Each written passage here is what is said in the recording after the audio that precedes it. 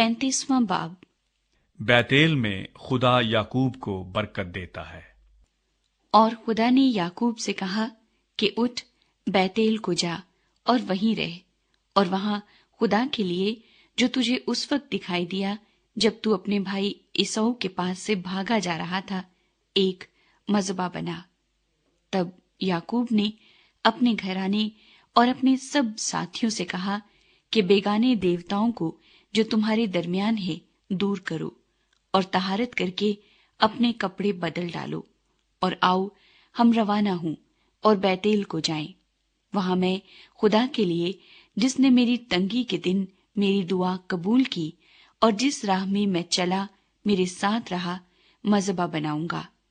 तब उन्होंने सब बेगाने देवताओं को जो उनके पास थे और मुंदरों को जो उनके कानों में थे याकूब को दे दिया, और याकूब ने उनको उस बलूत के दरख्त के नीचे जो सिकम के नजदीक था दबा दिया। और उन्होंने कूच किया, और उनके आसपास के शहरों पर ऐसा बड़ा खौफ छाया हुआ था कि उन्होंने याकूब के बेटों का पीछा न किया। और याकूब उन सब लोगों समेत जो उसके साथ थे लूज पहुंचा। बैतेल यही है और मुल्क कैनान में है। और उसने वहां मज़बा बनाया और उस मकाम का नाम बैतेल रखा, क्योंकि जब वो अपने भाई के पास से भागा जा रहा था तो खुदा वहीं उस पर जाहिर हुआ था। और रिबका की दाया दबूरा मर गई, और वो बैतेल की उतराई में बलूत के दरख्त के नीचे दफन हुई, और उस बलूत का नाम अलवन बकूत रखा गया। और याकूब के फदान आराम से आने के बाद खुदा उसे फिर दिखाई दिया और उसे बरकत बख्शी। और खुदा ने उसे कहा कि तेरा नाम याकूब है, तेरा नाम आगे को याकूब न कहलाएगा, बल्कि तेरा नाम इस्राएल होगा। सो उसने उसका नाम इस्राएल रखा। फिर खुदा ने उसे कहा कि मैं खुदाए कादरे मुतलिक हूं, तू बरोमंद हो और बहुत हो जा। तुझसे एक कौम, बल्कि कौमों के जत्थे पैदा होंगे, और बादशाह तेरे सुल्ब से निकलेंगे।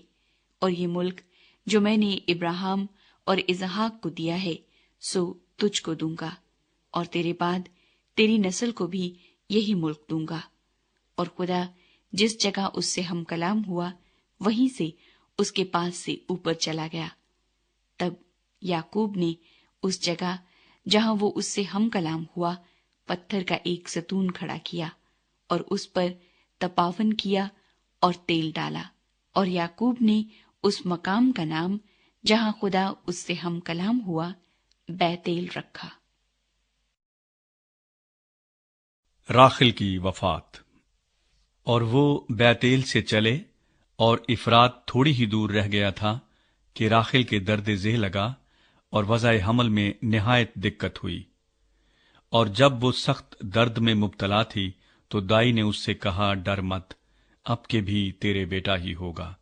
और यूं हुआ कि उसने मरते मरते उसका नाम बेनौनी रखा और मर गई, पर उसके बाप ने उसका नाम बिन्यामीन रखा। और राखिल मर गई और इफरात यानी बैतलहम के रास्ते में दफन हुई, और याकूब ने उसकी कब्र पर एक सतून खड़ा कर दिया। राखिल की कब्र का ये सतून आज तक मौजूद है। और इसराइल आगे बढ़ा और अदर के बुरज की परली तरफ अपना डेरा लगाया। याकूब के बेटे।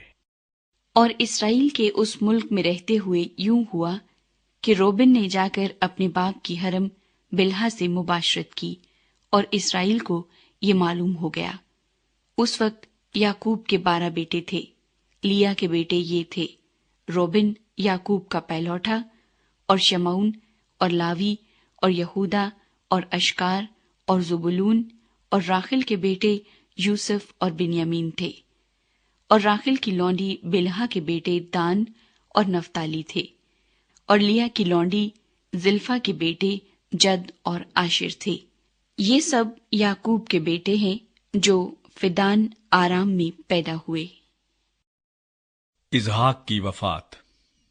और याकूब ममरे में जो करीत अरबा यानी हबरून है, जहां अब्राहम और इजहाक ने डेरा किया था, अपने बाप اسحاق کے پاس آیا، اور اسحاق 180 برس کا ہوا۔ تب اسحاق نے دم چھوڑ دیا اور وفات پائی، اور بوڑھا اور پوری عمر کا ہو کر اپنے لوگوں میں جا ملا، اور اس کے بیٹوں ایساؤ اور یعقوب نے اسے دفن کیا۔